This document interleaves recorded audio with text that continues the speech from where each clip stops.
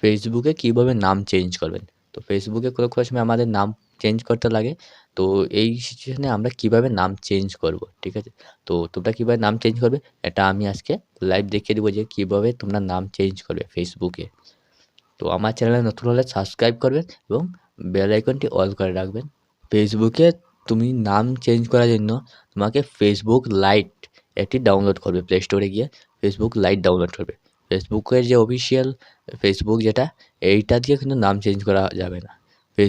Facebook light তোমরা download করবে play store থেকে।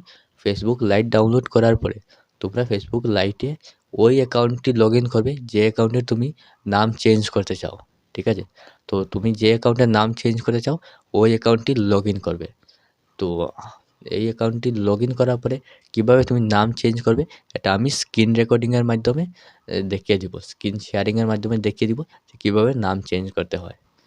আমি এখন স্ক্রিন রেকর্ডিং স্টার্ট করেছি। তো এখান থেকে আমি ফেসবুক লাইটটি ওপেন করে নেব।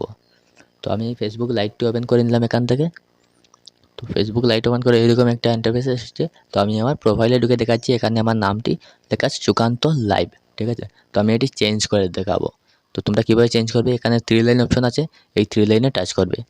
তো 3 লাইনে টাচ করবে, এখানে নিচে এখান থেকে সেটিংসে চলে আসবে, ঠিক আছে? তো এখানে সেটিংসে টাচ করবে, এখানে পার্সোনাল অ্যাকাউন্ট ডিটেলস এখানে লেখা আছে, এই এতে টাচ করবে। তো একটি সময় লোডিং নিলো, এখানে উপরে লেখা আছে নেম এবং নিচে লেখা আছে ইমেল। তো আমি যেহেতু নেম চেঞ্জ করতাম সেই জন্য আমি নেম লেখা আছে এটিতে টাচ করব। তো নামে টাচ করার পরে এইরকম একটু লোডিং নেবে। এইখান থেকে তুমি যা খুশি তার নামটি পরিবর্তন করতে পারো, তোমার নামের মধ্যে যে কোনো জায়গায় চেঞ্জ করতে পারো। তো আমি এখানে সুকান্ত লাইভ অফিসিয়াল লিখে দেবো, ঠিক আছে?